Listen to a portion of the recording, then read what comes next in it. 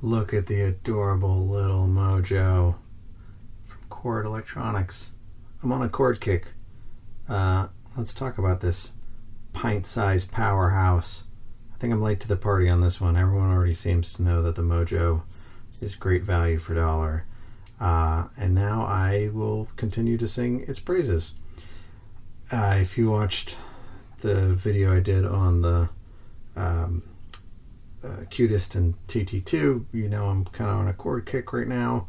This is a brand that I would love to hate because their stuff looks goofy. It's super audiophile nerdery. It's just the kind of things that drive me crazy in the world of high-end audio.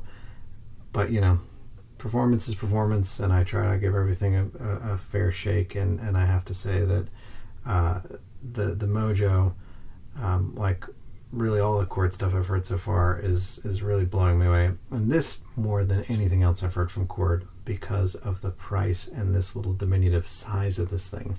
So if you're not familiar with this guy, he's a portable DAC and amp. So it's got a battery in here, power your headphones. It's got USB, you hook them right up to your phone or your laptop. I've tested with both, works perfectly. I got a Mac laptop, I got a Android phone, no problem. I just got a little, this is the annoying little micro USB. I got micro USB to USB-C for to connect to my computer and my phone. Works great. There's a separate port that's also a micro USB. Provide your own charger, charge how you want. It's kind of weird that they're two ports, but it is what it is. You got optical, you got coax. I haven't even messed with those on this guy. You got two headphone outs. That's wacky. This little guy could drive two pair of headphones. I haven't actually tested that. I'm curious to see what happens if you really push it with two headphones. So since this thing is a DAC and an amp, let's look at both of them separately.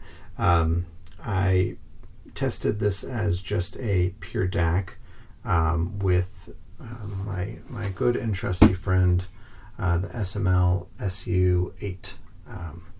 This is a DAC I know and love. It's about $200 MSRP. It's a balanced DAC. I ran it single-ended for the purpose of this test.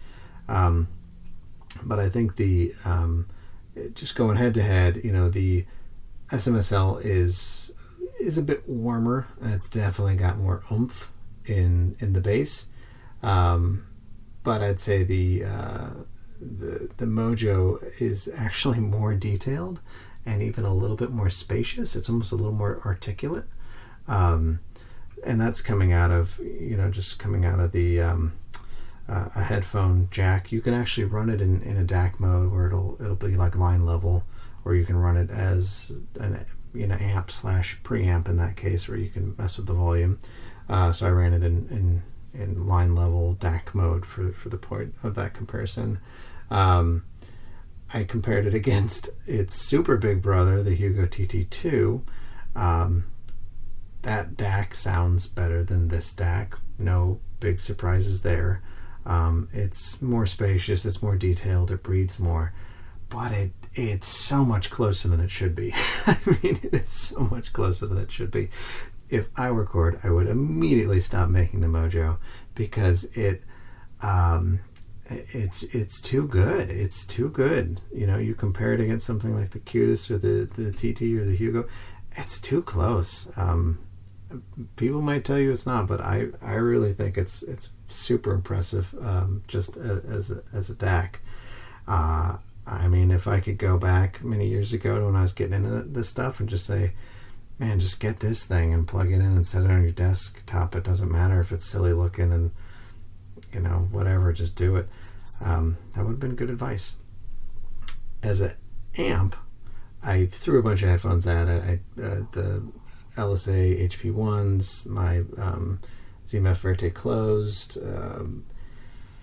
Argon Mark III, DT 880, 600 ohm, just a mix of what's in the collection right now, from very easy to drive to pretty hard to drive to nearly impossible to drive, and it powered everything.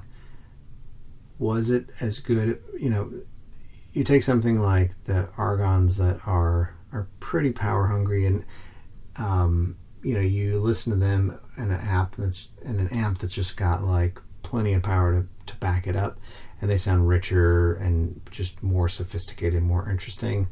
And you listen to it on a very underpowered amp, and they sound kind of like thin and boring. And what's the point? This guy was sort of in between, sort of in the middle. It definitely held his own. I mean, if I, you know, needed something to go and I wanted to grab the Argons and take them with, you could listen to them. You could, and they sound pretty darn good. They really do. They don't sound their best, but they sound pretty good. It struggled more with the 600 ohm DT 880s. I think that those really ended up sounding kind of thin and like not so much worth the listen. But on things like the Verite Closed or the LSH we want, like no problem. It powered the heck out of those things. So yeah, I mean, I am super impressed with this thing. It's a weird little object. It's like it's got feet, so it wants to sit on a desk, but it's sort of supposed to be portable. I don't know if you're supposed to put it in your pocket. You can get like this extension called the Poly that makes it so you can like stream stuff to it over like Bluetooth and maybe Wi-Fi. I think it starts to get into a price point at that doesn't necessarily make as much sense to me. Anyway, this has replaced my bedside setup, which used to have a DAC and an amp and take up a bunch of room and be loud and noisy and annoying. And this will be my little buddy when I, you know, go on trips long enough that I want to actually bring a decent pair of headphones and get a listen in. So, yeah, I am like just super impressed by this thing. It's one of, again, on the used market especially, you pick one of these things up for $300. It's tough to actually just find a DAC amp combo in that price range. That would be anywhere near as good as this, much less tiny and portable. So, you know, love it or hate it, you get your wacky chord color things going on. I mean, I find that I would love to have a volume knob. If this thing just had a nice volume knob, it would maybe crest into the perfect category. But it's a cool piece. It really is. Okay, I stopped talking now. If you enjoy this video, some of the other ones on the channel, please give it a subscribe. If you've got something, I looked at some of the FIO stuff and some of the other kind of portable stuff. I don't have a lot of experience with this category, so if you're like, man, you have completely missed it, there's such a better thing in that price range that is a portable DAC amp, please put in the comments. Would love to know. But yeah, so subscribe. Tell me I'm wrong, and otherwise, have a great day. Soundcraft signing out.